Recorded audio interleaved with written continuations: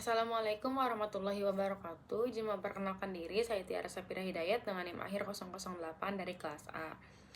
Pada kesempatan kali ini, saya akan mempresentasikan mata kuliah farmakognosi dasar mengenai hubungan biosintesis glikosida dengan kandungan lipid dalam menentukan manfaat tumbuhan obat. Latar belakang dari materi ini, tumbuhan obat mengandung metabolit sekunder yang berperan dalam berbagai aktivitas biologis. Dua kelompok senyawa penting yang banyak dikaji adalah glikosida dan lipid. Glikosida berkontribusi terhadap efek farmakologis, sedangkan lipid mendukung stabilitas dan penyerapan senyawa aktif. Interaksi keduanya berpengaruh terhadap manfaat terapeutik tumbuhan obat. Apa itu glikosida? Glikosida merupakan senyawa yang terdiri dari bagian gula atau glikon dan bagian non-gula atau aglikon yang dihubungkan oleh ikatan glikosidik. Senyawa ini termasuk metabolit sekunder yang berperan dalam mekanisme pertahanan tanaman serta memiliki berbagai aktivitas biologis. Di sini jenis glikosida ada 3. Yang pertama ada glikosida flavonoid. Glikosida flavonoid memiliki aglikon berupa flavonoid dan berperan sebagai antioksidan dengan menangkap radikal bebas. Senyawa ini juga dapat menunjukkan aktivitas antiinflamasi dan protektif terhadap kerusakan sel. Yang kedua ada saponin.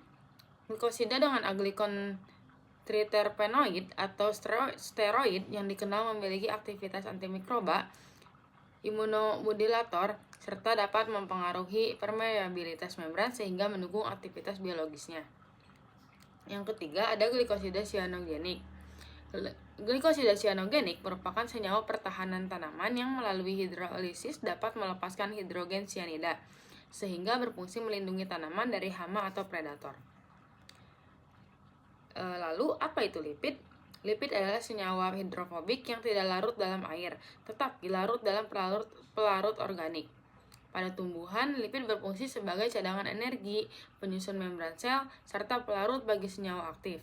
Selain itu, lipid berperan dalam meningkatkan distribusi dan penyerapan senyawa bioaktif. Selanjutnya, ada biosintesis glikosida.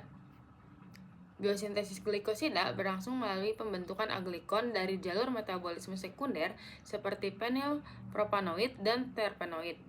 Kemudian dilanjutkan dengan proses glikosilasi oleh enzim glikosiltransferase menggunakan donor gula seperti UDP glukosa. Reaksinya, aglikon ditambahkan UDP glukosa menjadi glikosiltransferase atau glikosida. Selanjutnya, di sini ada faktor yang mempengaruhi biosintesis. Yang pertama ada aktivitas enzim, yang kedua ada ketersediaan nutrisi, yang ketiga ada suhu dan cahaya, yang keempat ada kondisi stres lingkungan. Faktor-faktor tersebut menentukan variasi kadar glikosida dan aktivitas farmakologis tanaman. Selanjutnya ada hubungan glikosida dan lipid. Hubungan glikosida dan lipid bersifat sinergis. Glikosida memberikan aktivitas biologis utama, sedangkan lipid mendukung efektivitasnya melalui peningkatan absorpsi, distribusi, dan perlindungan terhadap degradasi. Kandungan lipid dapat mempengaruhi efektivitas senyawa hasil biosintesis glikosida sehingga manfaat terapeutik tumbuhan menjadi lebih optimal. Lalu, ada mekanisme interaksi glikosida-lipid.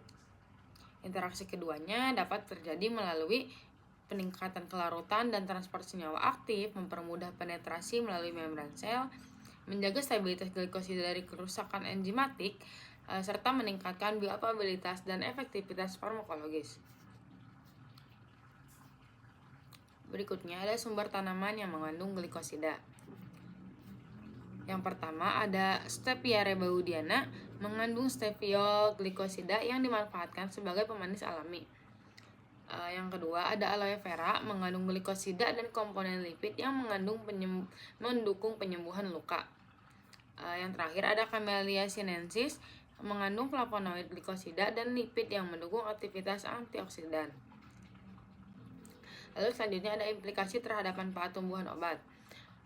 Kombinasi biosintesis glikosida dan kandungan lipid dapat mempengaruhi potensi antioksidan, efektivitas antimikroba, efek antiinflamasi, serta efektivitas terapeutik secara keseluruhan.